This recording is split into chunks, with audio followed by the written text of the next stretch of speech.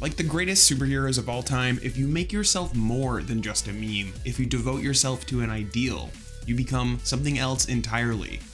A legend. This is meme history.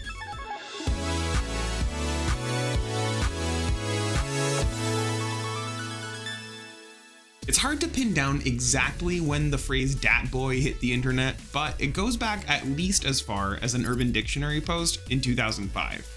Nearly 10 years later, in July 2014, a Funny Junk user photoshopped an image of a boy, giving him a huge afro and mustache, and labeling him Dat Boi.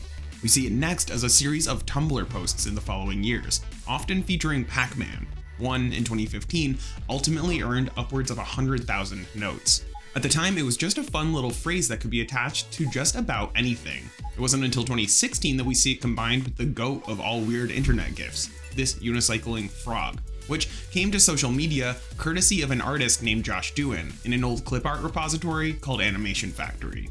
Quickly becoming a cult hit, worshipped in deep-ish early meme circles, it was a fun, completely random, and totally niche way to express nothing at all, culminating in a Flash game, a Facebook page titled Addicts of Tumblr, and a YouTube video, which today has 17 million views.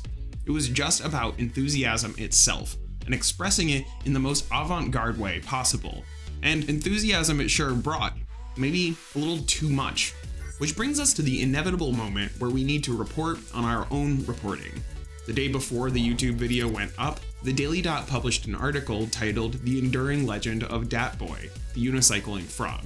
In the 3 days beginning the day before this article was published and ending the day after, Google search interest for Dat Boi appears to have jumped over 400%, which you'd think fans would have been happy about, but which in a bizarre twist was enough to draw the ire of hipster memers who had originally stanned Dat Boi.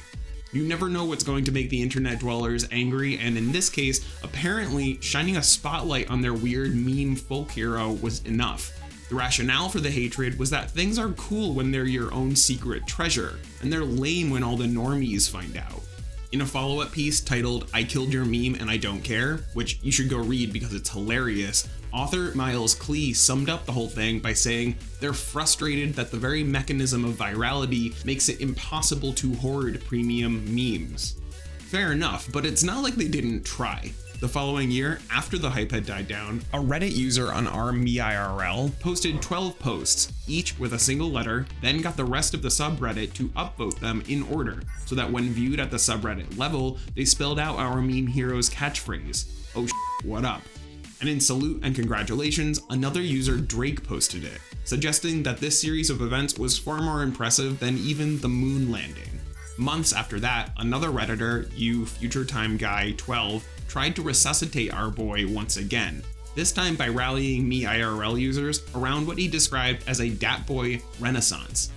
This caused meIRL to be flooded with Dat Boi memes and spin-offs yet again, but rather than reclaiming the virality that it once had, this time, Dat Boi seems to have stayed pretty much confined to the depths of Reddit, which given the whole saga is perhaps where Dat Boi fans want their champion in the first place. First, the unicycle teeters one way, with them wanting it to remain in hipsterdom. Next, it teeters the other, with them wanting it to be huge. In either scenario, you cannot kill an idea.